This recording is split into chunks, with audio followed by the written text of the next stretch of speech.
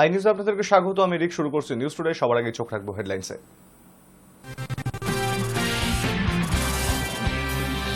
আবার গ্রেপ্তার পাক গুপ্তচর। হরিয়ানার ট্রাভেল ব্লগারের পর এবার উত্তরপ্রদেশের ব্যবসায়ী। রামপুর জেলা থেকে গ্রেপ্তার করল ইউপি পুলিশের সন্ত্রাস দমন শাখা। হায়দ্রাবাদে বিস্ফোরণ ঘটানোর ছক বানচাল করল পুলিশ। গ্রেপ্তার 2 জঙ্গি। উদ্ধার বিপুল পরিমাণ বিস্ফোরক। কড়া নিরাপত্তার ঘেরাটোপে হায়দ্রাবাদ। 3 দিনের উত্তরবঙ্গ সফরে মুখ্যমন্ত্রী। সোমবার শিল্পপতিদের সঙ্গে বৈঠক। মঙ্গলে প্রশাসনিক বৈঠক করবেন তিনি। শিলিগুড়ি জুড়ে কড়া পুলিশি নিরাপত্তা। দার্জিলিংয়ে চিড়িয়াখানায় আবার জন্ম হলো তুষার চিতার। 2 শাবকের জন্ম দিল তুষার চিতা। মা এবং শাবকেরা ভালো আছে জানালো চিড়িয়াখানা কর্তৃপক্ষ। উত্তরবঙ্গ রওনা দেবার আগে এই প্রথম বিকাশ ভবনের চাকরিহারাদের আন্দোলন নিয়ে মুখ খুললেন মমতা বন্দ্যোপাধ্যায়। আমরা চাইবো যাতে ওদের চাকরি থাকে, কিন্তু সেখানে কোর্ট যদি কোনো সিদ্ধান্ত নেয় সেখানে আমি বলতে পারি না, আমি মানবো না। সেক্ষেত্রে কিন্তু কারোর মাইনে বন্ধ হয়নি। পাশাপাশি বিরোধীদের বিরুদ্ধে মুখ্যমন্ত্রীর মন্তব্য, যাদের জন্য আজ চাকরি গেছে তারাই উস্কাচ্ছে। আমাদের আইনজীবীরা চাইবেন তাদের মতো যাতে ওদের চাকরি থাকে, কিন্তু সেখানে কোর্ট যদি কোনো ডিসিশন নেয় তাহলে আমি বলতে পারি না যে আমি মানবো না, কারণ কোর্টের ডিসিশন মানতে আমরা বাধ্য। কিন্তু সেক্ষেত্রে এখনো পর্যন্ত কারো মাইনে বন্ধ হয়নি। এমনকি গ্রুপ সি গ্রুপ টি যারা টাকা পাবে না তাদের জন্য একটা স্কিম করে টাকা দেওয়া হচ্ছে। তার উপরে আমি জানি না, আমার একটা জিনিস খুব খারাপ লাগে, যারা উস্কাচ্ছে তারাই কিন্তু মামলাটা করেছে ওদের বিরুদ্ধে। চাকরিগুলো কিন্তু আমাদের জন্য যায়নি। চাকরিগুলো যাদের যাবার পথে দাঁড়িয়েছে সেটার জন্য দায়ী যারা, আমি তাদের বলবো এটা না করলেই পারতেন। যারা চাকরি খেয়েছে তারাই যদি আজকে নাটের গুরুরা যদি আজকে তাদের স্বার্থ রক্ষার গুরু হয়ে যায়, সেখানে আমার আপত্তি আছে। তাদের রাজ্য সরকারকে বিশ্বাস করা উচিত ছিল। আমি নিজে ওদের সাথে মিটিং করেছি।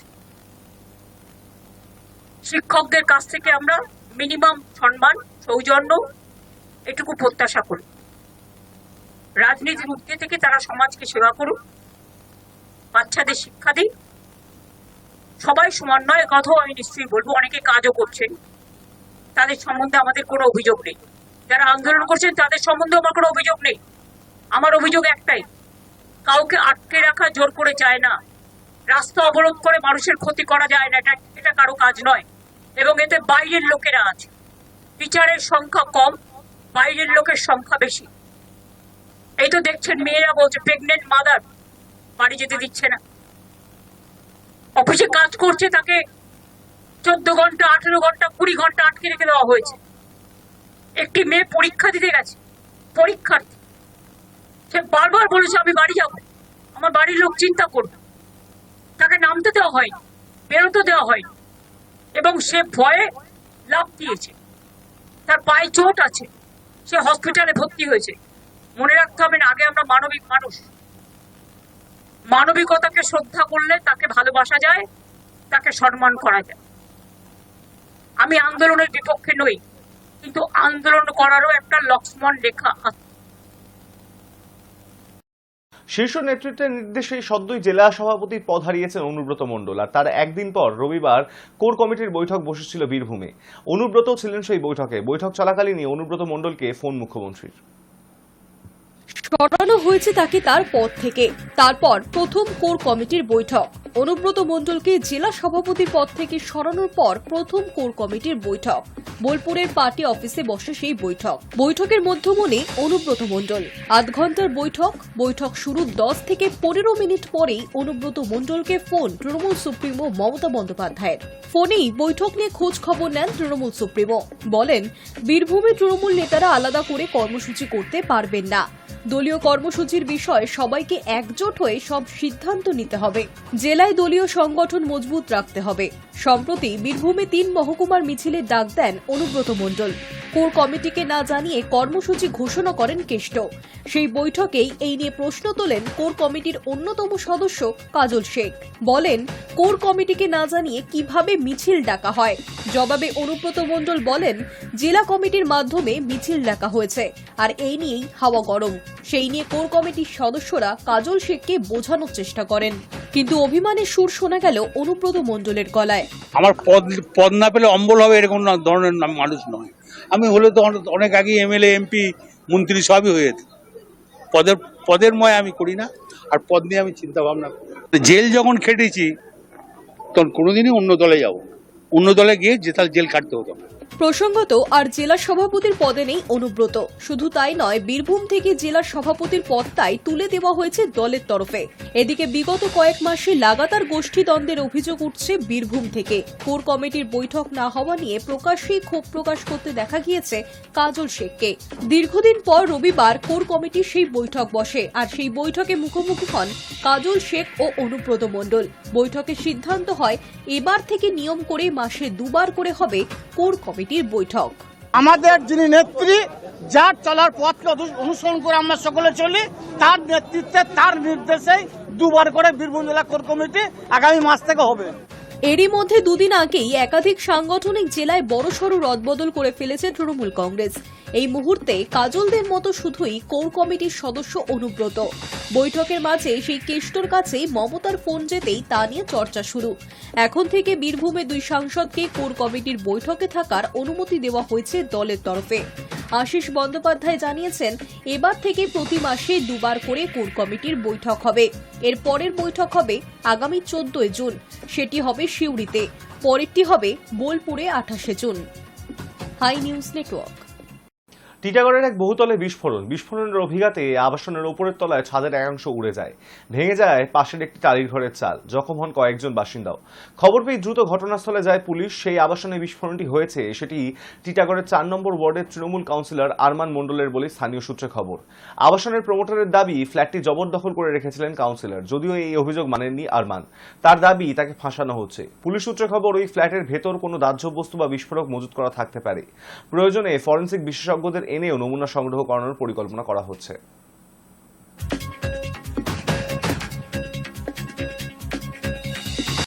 দেশজুড়ে একের পর এক জায়গা থেকে জঙ্গি সন্দেহে ও নাশকতার ক্ষেত্রে জঙ্গিদের সাহায্যের অভিযোগের পর থেকেই ধরপাকড় চলছে। উত্তর কাশ্মীরের শোপিয়ান জেলায় জঙ্গিদের মদতদাতা 2 জনকে গ্রেপ্তার করেছে পুলিশ। জম্মু ও কাশ্মীরে জঙ্গিদের 2 সহায়ককে গ্রেপ্তার করেছে সিআরপিএফ ও সেনার যৌথ বাহিনী। শোপিয়ানের ডিকেপোড়া থেকে এই 2 জনকে গ্রেপ্তার করা হয়েছে। তাদের কাছে একাধিক অস্ত্র পাওয়া গিয়েছে বলেই খবর। যৌথ বাহিনীর অপারেশনে 2টি পিস্তল, 4টি গ্রেনেড, 43টি লাইভ রাউন্ড সহ একাধিক জিনিস উদ্ধার হয়েছে। এই 2 ধৃতর সঙ্গে কোন কোন জঙ্গি যোগাযোগ ছিল, এরা ঠিক কি কি কাজ করতো তা নিয়ে আরো তদন্ত চলবে বলেই জানা যাচ্ছে।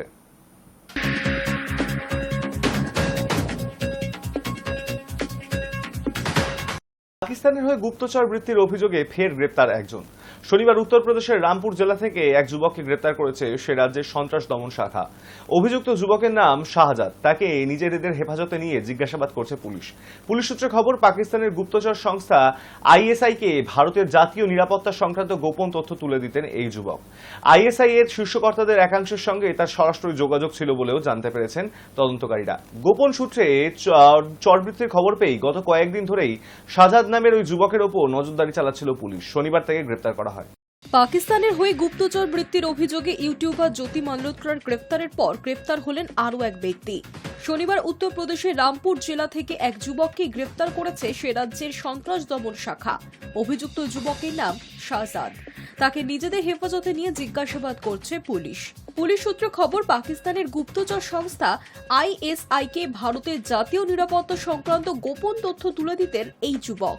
আইএসআই এর শীর্ষকর্তাদের একাংশের সঙ্গে তার সরাসরি যোগাযোগ ছিল বলেও জানতে পেরেছেন তদন্তকারীরা। গোপন সূত্রে চরবৃত্তির খবর পেয়ে গত কয়েকদিন ধরেই শাহজাদ নামের ওই যুবকের উপর নজরদারি চালাচ্ছিল পুলিশ। শনিবার তাকে গ্রেপ্তার করা হয়। প্রসঙ্গত পাকিস্তানের হয়ে গুপ্তচর বৃত্তির অভিযোগে গ্রেফতার হয়েছেন সুন্দরী দেশদ্রোহী জ্যোতি মালহোত্রা। 2023 সালে ভারতে পাক দূতাবাস কর্মী এহসান উর রহিম ওরফে দানিশের সঙ্গে জোর আলাপ, ক্রমেই বাড়ে ঘনিষ্ঠতা।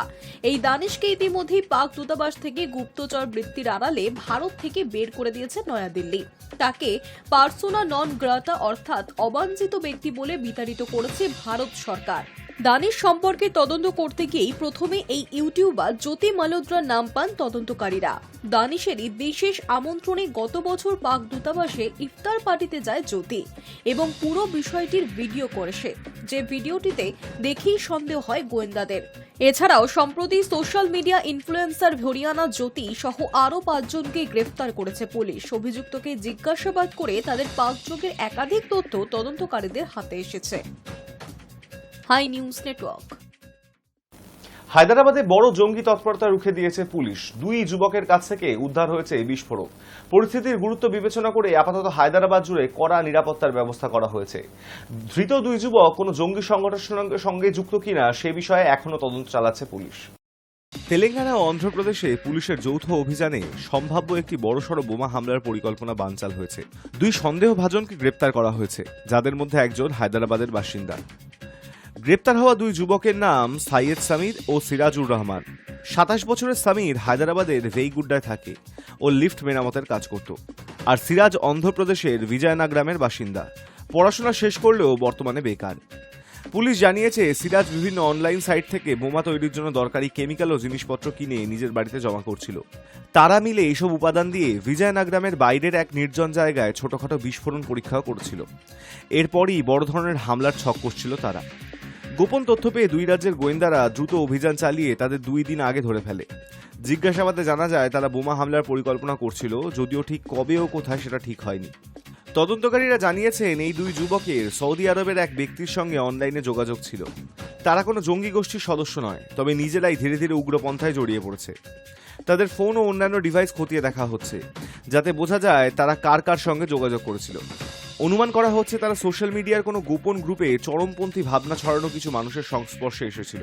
পুলিশের তৎপরতায় এবার এক বড় বিপদ এড়ানো গেছে বলেই মনে করছে নিরাপত্তা মহল। তবে আপাতত হায়দ্রাবাদ জুড়ে কড়া নিরাপত্তা বলয় তৈরি করা হয়েছে। কোনো ঝুঁকি নিতে চাইছে না পুলিশ। High news Network. তৃণমূল সাংসদ ইউসুফ পাঠান কেন্দ্রের অপারেশন সিন্দুর প্রচার কর্মসূচিতে যোগ দেবেন না। বহুদলীয় প্রতিনিধি দলের সদস্য হিসাবে পাঠানকে অন্তর্ভুক্ত করেছে ভারত সরকার, কিন্তু সূত্রের খবর পাঠান বা তৃণমূল কংগ্রেসের কোনো সদস্য দেশের ভ্রমণকারী বহুদলীয় প্রতিনিধি দলের অংশ হবেন না। দিল্লি যাওয়ার পথে তৃণমূলের সর্বভারতীয় সাধারণ সম্পাদক অভিষেক বন্দ্যোপাধ্যায়ের বক্তব্য, কোন বৈঠকে কোন দল থেকে বাছাই করা হবে এবং কে কে যাবেন সেই বাছাই বিজেপি সরকার করতে পারে না, সেটা ঠিক করার অধিকার শুধু পার্টির আছে। সেই কারণেই তৃণমূলের বহুদলীয় প্রতিনিধি দল গঠন থেকে ইউসুফ পাঠান নাম সরিয়ে নিয়েছে।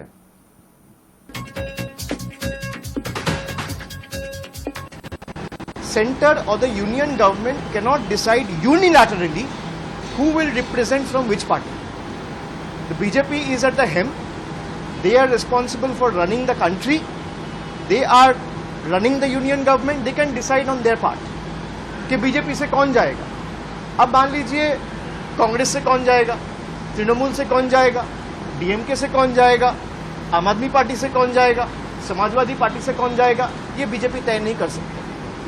This has to be decided by the respective party leadership. आप एक मेंबर को मांग रहे डेलीगेशन के लिए, हम 5 दे देंगे, but the centre also needs to show its good intent and call for a wider deliberation with all parties in the opposition कि हम एक डेलीगेशन भेजना चाहते हैं। वो 7 मेंबर डेलीगेशन हो सकता है, वो 8 मेंबर डेलीगेशन हो सकता है, वो 10 मेंबर डेलीगेशन हो सकता है, और आप अपना पार्टी से 4 आदमी को नॉमिनेट कर दीजिए कि 2 आदमी को नॉमिनेट कर दीजिए, हम कर देंगे। लेकिन तृणमूल से कौन जाएगा ये बीजेपी का लोग कैसे तय करेगा? तृणमूल से कौन जाएगा ये यूनियन गवर्नमेंट कैसे तय करेगा? They are elected on Trinamool symbol. Colonel Sofiya কুরেশিকে নিয়ে কুরুচিকর মন্তব্যের মামলায় ফের সুপ্রিম কোর্টের রোষের মুখে পড়লেন মধ্যপ্রদেশের মন্ত্রী বিজয় শাহ। তার বিরুদ্ধে এবার তদন্তের নির্দেশ দিল শীর্ষ আদালত। বিজয়ের ক্ষমা প্রার্থনা মঞ্জুর না করে সুপ্রিম কোর্টের ডিভিশন বেঞ্চের কড়া মন্তব্য, আপনি কুমিরের কান্না বন্ধ করুন। সোমবার মামলার শুনানি চলাকালীন বিচারপতি সূর্যকান্ত এবং এন কোটেশ্বর সিং এর ডিভিশন বেঞ্চ বলে, আপনার ক্ষমা চাওয়ার দরকার নেই, আপনি একজন জনপ্রতিনিধি, অভিজ্ঞ রাজনীতিবিদ, আপনার মুখ থেকে এই ধরনের মন্তব্য অত্যন্ত নিন্দনীয়।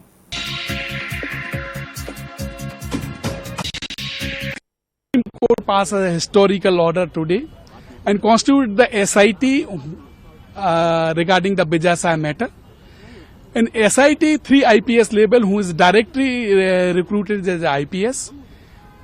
One of the IPS is a senior IPS who is at least who is a IG level. One of the IPS is a woman, and these SIT combination will investigate the matter and submit the report before the Supreme Court before 28th May. Arrest is spent conditional. If they cooperated Bijasa, then arrest cannot be done till 28th May. Supreme Court also observed that this is very unfortunate. This type of apology not accepted. This is the crocodile tears, and incident was happened in 20 May, and today is 19. So this is very unfortunate. They are not doing anything which we feel this statement is not intentionally. This is advertently occurred, but the Supreme Court refused this plea. Bharat কি গোটা বিশ্বের উদ্বাস্তুদের জন্য আশ্রয়স্থল হয়ে উঠেছে? আমাদের নিজেদেরই 140 কোটি জনসংখ্যা।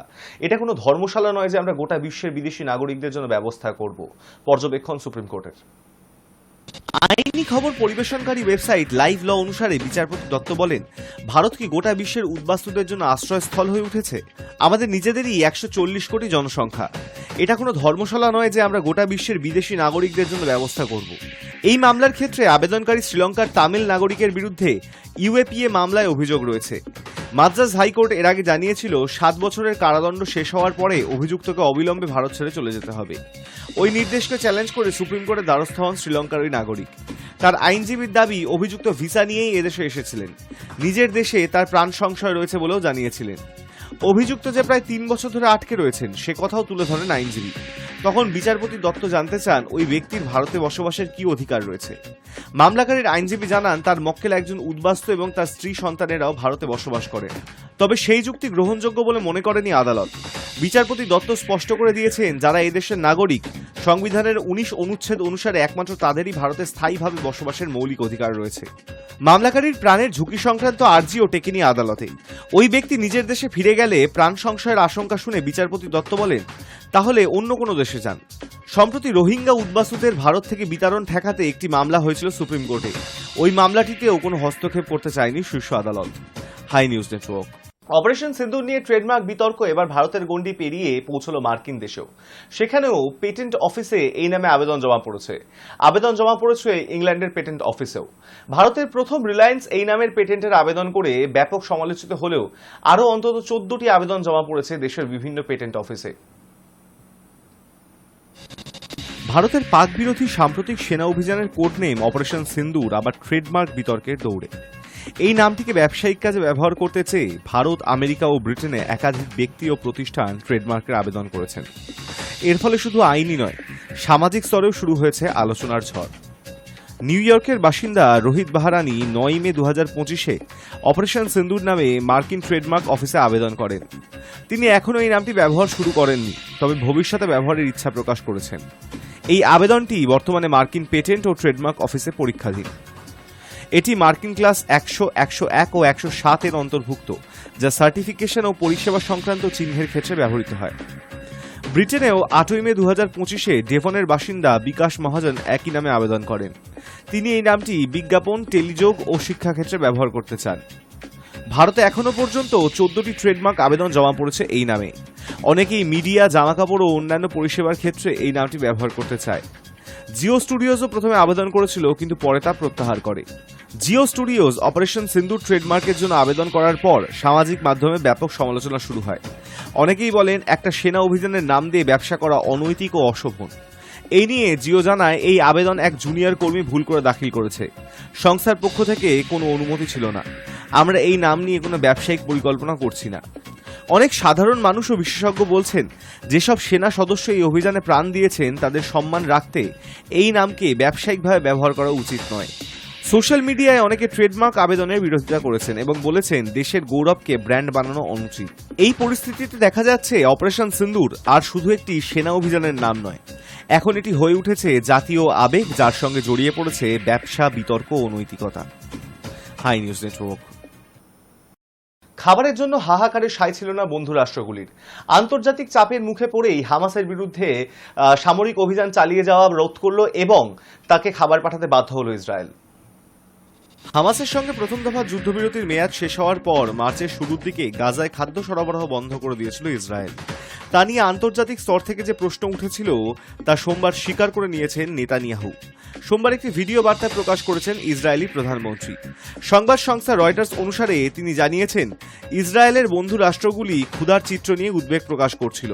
এই পরিস্থিতিতে তারা ইসরায়েলকে সমর্থন করতে পারবে না, এমন কথাও জানিয়েছিল ওই দেশগুলি। নেতানিয়াহুর কথা স্পষ্ট যে আন্তর্জাতিক চাপের মুখেই হামাসের বিরুদ্ধে সামরিক অভিযান চালিয়ে যাওয়ার জন্য সিদ্ধান্ত বদল করতে হয়েছে ইসরায়েলকে। তিনি বলেছেন, জয়ের জন্য আমাদের কোনো একটি সমাধানের পথ বের করতে হতো। বস্তুত রবিবার গাজায় সীমিত পরিমাণের খাদ্য সামগ্রী পাঠানোর কথা ঘোষণা করলেও কি পরিমাণে তা পাঠানো হবে তা নিয়ে স্পষ্টভাবে কিছু উল্লেখ করেনি ইসরায়েল। গাজায় ত্রাণ পাঠাতে রাজি হলেও হামাসের বিরুদ্ধে অভিযান থামেনি ইসরায়েলের, বরং আরও সুর চড়িয়ে নেতানিয়াহু হুঁশিয়ারি দিয়েছেন, গোটা গাজা ভূখণ্ডকে নিজেদের নিয়ন্ত্রণে নেবে ইসরায়েল। গাজা ভূখণ্ডের ত্রাণ সামগ্রী হামাস যাতে কোনোভাবেই লুট না করতে পারে তাও ইসরায়েল নিশ্চিত করবে বলে জানিয়েছেন তিনি। কাতার, আমেরিকা এবং মিশরের উদ্যোগে চলতি বছরের 15ই জানুয়ারি সাময়িক যুদ্ধবিরতিতে রাজি হয় ইসরায়েল এবং হামাস গোষ্ঠী। তবে প্রথম দফার ওই যুদ্ধবিরতির মেয়াদ শেষ হওয়ার পরেই মার্চের গোড়ায় ফের গাজায় হামলা শুরু করে ইসরায়েলি সেনা। নতুন করে সংঘর্ষ বিরতির জন্য সম্প্রতি কাতারের রাজধানী দোহায় নতুন করে আলোচনা শুরু হয়েছে, তবে এখনো পর্যন্ত আশানুরূপ কিছু ফল আসেনি। High news network. ট্রাফিক পুলিশের তৎপরতায় প্রাণ বাঁচল এক যুবকের। তড়িঘড়ি অসুস্থ যুবককে হাসপাতালে পৌঁছে দিলেন ফাটাপুকুর ট্রাফিক পুলিশের ওসি বাপ্পা সাহা। জলপাইগুড়ি রায়গঞ্জের ঘটনা। ট্রাফিক পুলিশের পদক্ষেপে প্রাণে বাঁচল এক যুবক। এক রোগীকে সময় মতো হাসপাতালে পৌঁছে দিয়ে প্রাণে বাঁচালেন ট্রাফিক পুলিশ। জলপাইগুড়ি রাজগঞ্জের ঘটনা। এক যুবক ফাটাপুকুর ট্রাফিক পোস্টের পাশে হঠাৎই অসুস্থ হয়ে পড়ে। কিছুক্ষণ পরই জানা যায় যুবকটি বিষ খেয়ে আত্মহত্যার চেষ্টা করছে। ঘটনা জানতে পেরে একটুও সময় নষ্ট না করে রাজগঞ্জ থানার অন্তর্গত ফাটাপুকুর ট্রাফিক পুলিশের ওসি বাপ্পা সাহা যুবককে উদ্ধার করে। তড়িঘড়ি হাসপাতালে পৌঁছানোর জন্য কিছু না পাওয়া গেলে ঘটনাস্থলে থাকা পানিকাউড়ি অঞ্চলের প্রধান পাপিয়া সরকারের স্কুটি চালিয়েই ওই যুবককে রাজগঞ্জ গ্রামীণ হাসপাতালে ভর্তি করান ট্রাফিক পুলিশের ওসি। হাসপাতালে ওই যুবকের প্রাথমিক চিকিৎসার পর পরিবারের লোকজন এসে উত্তরবঙ্গ মেডিকেল কলেজ হাসপাতালে নিয়ে যায়। পুলিশের এই মানবিক রূপকে ধন্যবাদ জানিয়েছেন পানিকাউড়ি অঞ্চলের প্রধান পাপিয়া সরকার। আমি এই রাস্তা দিয়ে যাচ্ছিলাম এবং কয়েকজনের ভিড় এবং পুলিশ সব অফিসার এবং কর্মীদের দেখতে পেলাম। তখন শুনলাম যে একজন বিষ খাওয়া পেশেন্ট টোটোওয়ালা এনে পুলিশের এখানে দিয়েছে এবং এখানকার যে ট্রাফিক ইনচার্জ আছে বাপ্পা সাহা, উনি তখন আগে পিছিয়ে কিছু চিন্তা না করে আমাদের গাড়িটা নিয়েই পেশেন্ট বাঁচাতে আগে নিয়ে চলে গেল হসপিটালে। এটা আমি খুব মন থেকে খুব ভালো লাগলো যে মানুষ তো সবসময় পুলিশকে খারাপই বলে, যে পুলিশের যে মানবিক রূপ আছে এটা চোখের সামনে না দেখলে হয়তো বুঝতে পারতাম না। আর এখন আপাতত শুনলাম পেশেন্টের অবস্থা খুব খারাপ, তাকে শিলিগুড়ি রেফার করা হয়েছে। সেই মুহূর্তে যদি পুলিশ সহযোগিতা না করতো হয়তো পথেই লোকটি মারা যেত। সবার আগে ধন্যবাদ। শুধু যে পুলিশ প্রশাসনিক দিক আর আইন অপরাধ এই জগৎ নিয়েই নেই, তাদের একটা অন্য রূপও আছে, তার জলজান্ত উদাহরণ এই ফাটাপুকুরে আমার ট্রাফিক পুলিশরা আজকে নিয়ে দিল। পরিবার সূত্রে জানা গিয়েছে ওই যুবকের নাম ইসলাম আলী, বয়স 26, বাড়ি রাজগঞ্জ মালিপাড়ায়। বিয়ের পর থেকেই পরিবারে লেগেছিল অশান্তি, যার জেরে মানসিক চাপে পড়েই এমন ঘটনা ঘটিয়েছে সে। তবে পুলিশের এই ভূমিকায় ধন্যবাদ জানিয়েছে পরিবার। High news Network. ওদের শৈশব আর 5টা স্বাভাবিক শিশুর থেকে অনেকটাই আলাদা। ওদের বোঝাও বেশ শক্ত, কিন্তু ওরাও বুঝিয়ে বললে অসাধ্য সাধন করতে পারে। মানসিক দিক থেকে বিশেষভাবে সক্ষম একদল শিশুর পেইন্টিং আর বিভিন্ন হাতের কাজ সেজে উঠেছিল এক অন্যরকম প্রদর্শনী। কলকাতার গোলপার্ক রামকৃষ্ণ মিশন কালচারাল সেন্টারে 3 দিনের এই প্রদর্শনী ওদের সক্ষমতা নিয়ে অনেক ধারণাকে বদলে দিয়েছে। ওরা একটু অন্যরকম ভাবে চলে, ভাবে আর নিজের অনুভূতি প্রকাশ করে বটে, কিন্তু ওদের মধ্যেও রয়েছে অসাধারণ শিল্পবোধ। অত্যন্ত ধৈর্যের সঙ্গে ওদের দিয়ে কিভাবে ছবি আঁকিয়ে নিতে হয়, কিভাবে ওদের পরিচিত করে তুলতে হয় বিভিন্ন হাতের কাজের সঙ্গে, সেই চেষ্টাই করে যাচ্ছে দমদমের প্রতিষ্ঠান শিল্পাঙ্গন। রামকৃষ্ণ মিশন কালচারাল সেন্টারে 3 দিনের এই প্রদর্শনীতে ওদের হাতে তৈরি নানা রকম শিল্পকর্ম এবং ছবি দর্শকদের অবাক করে দিয়েছে। বলা বাহুল্য, প্রদর্শনীতে হাজির ছিল ক্ষুদে শিল্পীরাও। বাবা মায়ের হাত ধরে ওরাও দেখতে এসেছিল ওদের কাজ দেখে সবাই কি বলে। কি কি করেছো? আমি ছবি এঁকেছি, ম্যান্ডেলা করেছি আর হ্যান্ডমেড ক্রাফট করেছি। তুমি কি করেছো? ছবি এঁকেছো না মডেল বানিয়েছো, কি করেছো? আমি মডেল বানিয়েছি। তুমি কি কি কি কি কি করেছো? আছে এখানে তোমার ছবি আছে না মডেল আছে, কি করেছো তুমি? জোরে বলো, জোরে। কোনোটায় ফ্যাব্রিক কালার তো কোনোটায় কাগজ কুচি বা চাইনিজ ক্লে। ওরা প্রায় সবকিছুই ব্যবহার করেছে। কোনোটা একজনের হাতের কাজ তো কোনোটা শেষ হয়েছে অনেকের মিলিত প্রচেষ্টায়। মাটির হাড়ি, সরা, ফুলদানি থেকে পাঞ্জাবি কিংবা শাড়ি, ওদের হাতে রঙিন হয়ে উঠেছে সবকিছুই। ধরুন আমাদের মোটামুটি ক্লাসের 10 জন 12 জন থাকে। শুরুতে যত ওরা তো বেশিক্ষণ কাজ করানো যায় না ওদের দিয়ে। ওদের ধরুন কোনো একটা বাচ্চাকে আধ ঘন্টা করার পর ও আর বিহেভিয়ার এসে গেল বা ও করতে চাইলো না, তখন সুবিধা আরেকটা বাচ্চাকে দেয় টুকরো টুকরো টুকরো টুকরো করে, তখন ওরা এগুলোকে পেস্টিং করে। সবার শেষে হয় যে এগুলো কিন্তু কোনো রং করা না, এগুলো কিন্তু সব এক একটা কালারের ওই ইয়েগুলো। তারপরে আমরা এই ফেভিকল লাগিয়ে দিলে ওরা কি করে সেই জায়গাগুলোতে ফেভিকলগুলোকে লাগিয়ে দেয়। আজকে এই এক্সিবিশনে যা ছবি আমি দেখলাম, এটা শুধু শিল্পী না, শিল্পীর সঙ্গে একটা আবেগ এবং সেই এই স্পেশাল সাইটগুলোর যে অনুভূতি, সেই অনুভূতিগুলি এখানে প্রতিফলন ঘটেছে। আমি উদ্যোক্তাদের ধন্যবাদ জানাবো যে এদের দিয়ে কাজ করানোর জন্য যে ধৈর্য লাগে, সেই ধৈর্যটা তারা দেখিয়েছেন এবং এরা যে মানসিক দৃঢ়তা নিয়ে কাজটা করতে পেরেছেন তার জন্য আমার অনেক অনেক ধন্যবাদ। 3 দিনের এই প্রদর্শনীতে প্রায় 500টি ছবি এবং বিভিন্ন হাতের কাজ প্রদর্শিত হয়েছে। গত 6 মাসের বেশি সময় ধরে বিশেষভাবে সক্ষম শিশুরা এসব এঁকেছে, বানিয়েছে আর তাক লাগিয়ে দিয়েছে প্রদর্শনী দেখতে আসা প্রতিটি মানুষকে। High news network. দার্জিলিং এর চিড়িয়াখানায় এলো 2 স্নো লেপার্ড। আরও একবার তুষার চিতার জন্ম হলো দার্জিলিং এর Padmaja Naidu Himalayan zoological park চিড়িয়াখানায়। গত 13ই মে 2 শাবকের জন্ম দিয়েছে তুষার চিতার রেড। রবিবার চিড়িয়াখানা কর্তৃপক্ষের তরফ থেকে এই বিষয়টি জানানো হয়। নতুন 2 সদস্য জন্মের খবরে খুশি চিড়িয়াখানায়। 2 শাবক ও মা সুস্থ আছে বলেই জানিয়েছে কর্তৃপক্ষ।